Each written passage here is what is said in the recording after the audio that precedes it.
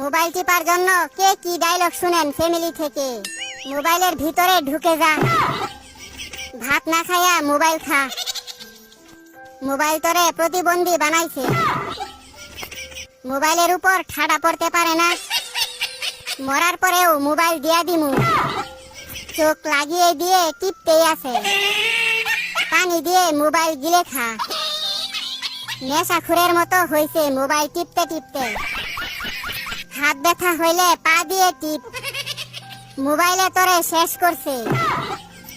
তুই কানা হয়ে যাইবি তো, এত টিপে মোবাইল নষ্ট হইতে পারে না। রেজাল্টের পর বুঝামু মজা, অন্ধ হইতে বেশি দেরি নাই। সারাদিন মোবাইলের মধ্যে কি দেখো? আমি বলুম না, আমার শরম করে।